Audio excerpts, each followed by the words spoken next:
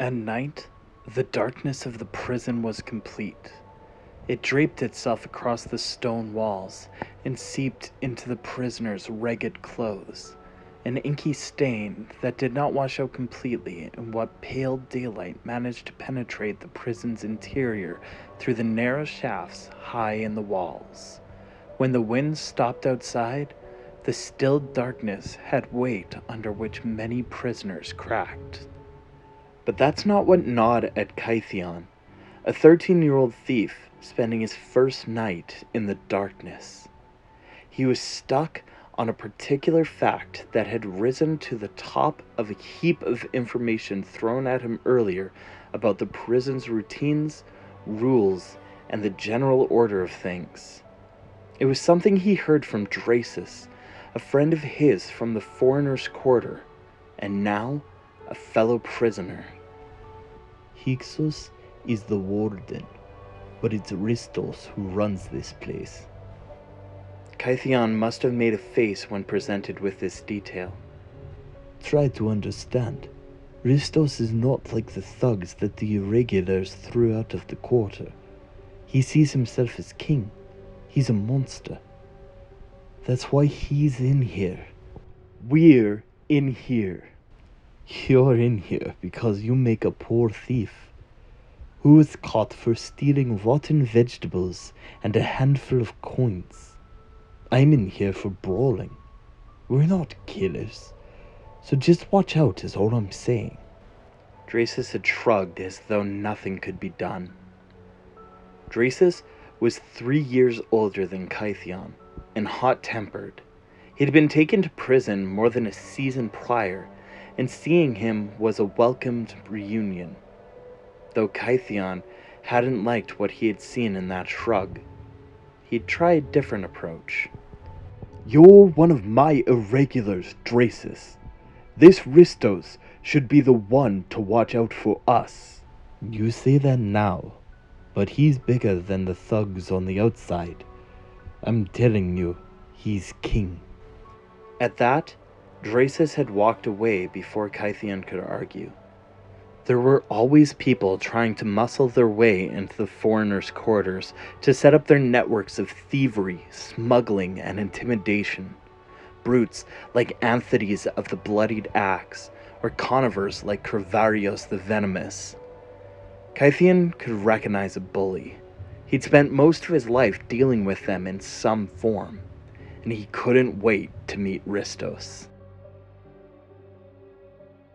At dawn, the new prisoners were bound together by lengths of iron chain and marched through labyrinthian corridors of rough-hewn stone.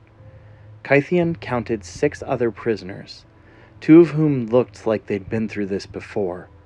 A guard opened a heavy door, and the prisoners were led into a cavernous chamber where scores of native prisoners appeared to be laboring. The air in the chamber was stale, like Kytheon's cell. But unlike his cell, it was tinged with the scent of mildew. In the center of the chamber, a round shaft, 20 feet across, was cut into the floor, a matching shaft disappearing into the ceiling, and between them, a dozen cables carried huge barrels in both directions. Welcome to the waterfall of Akros, bellowed a crooked-backed guard. where the water flows up. He laughed at his own joke, one that Kytheon did not understand, but had a feeling he soon would.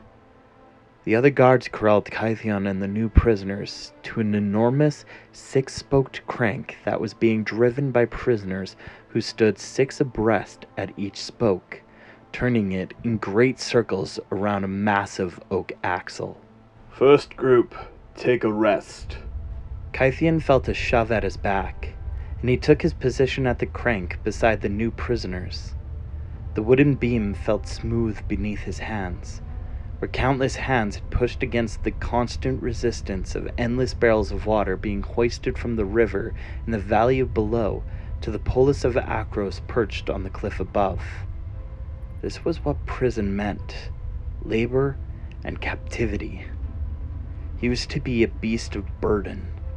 It was not unlike a crow and hoplite training, Kythian reflected, smiling to himself. Making the body like marble, they called it. A daily regimen of running and hauling heavy objects. But that was when he was to be a soldier. When he was a kid. That was before he was expelled from the army. Before he was an irregular. Before he was a thief. And before he was a prisoner. His shoulders and calves burned as he worked the crank. He tried to keep the pain at bay by focusing on a single barrel, following its journey from when it appeared out of the floor until it disappeared into the ceiling. He wasn't counting them, just watching them, willing himself to follow just one more, and one more after that. There was always another one. In the gap between two ascending barrels, Kythian observed a handful of prisoners repairing damaged barrels. They were at work, hammering new iron rings into place with wooden mallets. These prisoners looked healthier, filled out, well fed. And then finally, First group, water. Kythian didn't remember hearing the other groups get called, but who was he to argue?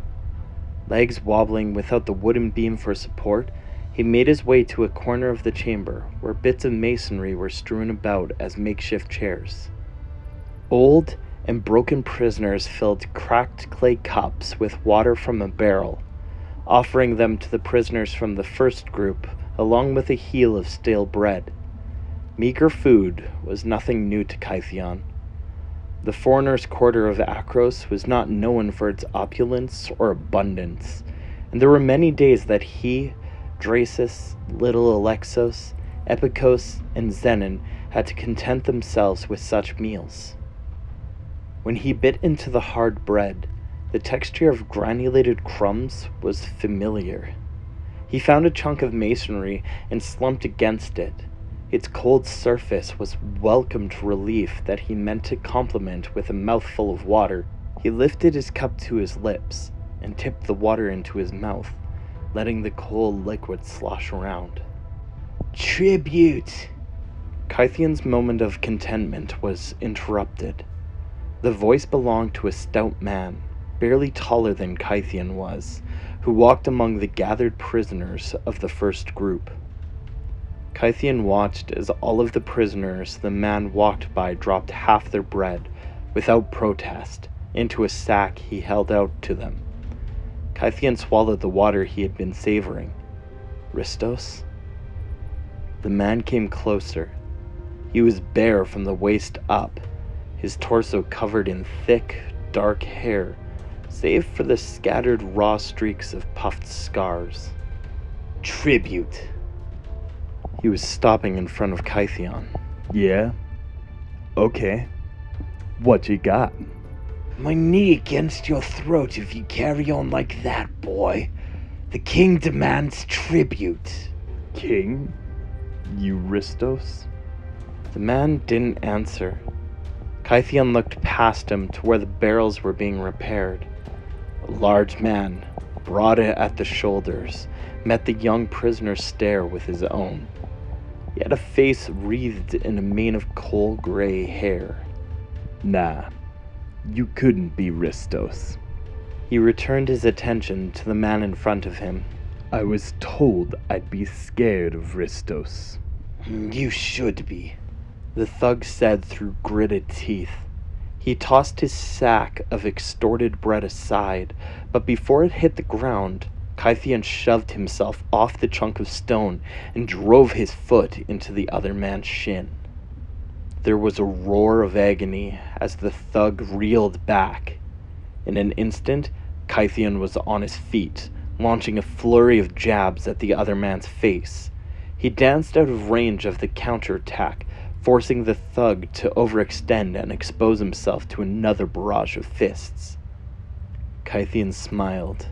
A surge of energy welled in him, and he forgot about his sore muscles and grumbling belly.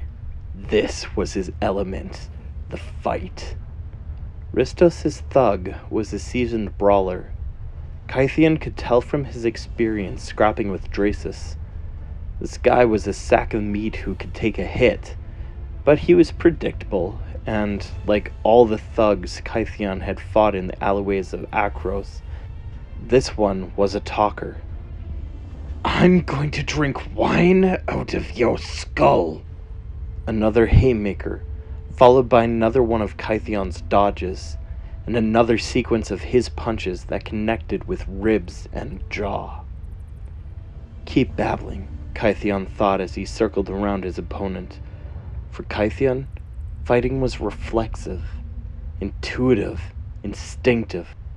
As a child, he discovered that it was also the source of his magic. The other prisoners watched them fight, but made no moves to intervene. Kytheon stole a moment to scan the gathered prisoners for Ristos, who he saw had moved in closer and was still watching. Then, all at once, the edge of Kytheon's vision exploded.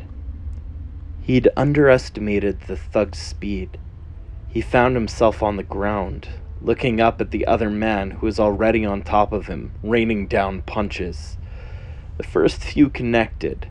One caught Kytheon on the nose with a sickening crunch and caused another explosion in his vision. He had to regroup. He had to focus. The man's fist rose, but before it fell again, the surface of Kytheon's skin flared up with countless bands of light that rippled with energy. The fist came down. When it struck Kytheon below the eye, he felt no pain. Instead, he was filled with a burst of energy that he threw into a punch of his own, connecting with the man's jaw, which cracked under the force. The action was punctuated by the man's yelp as he tumbled off of Kytheon.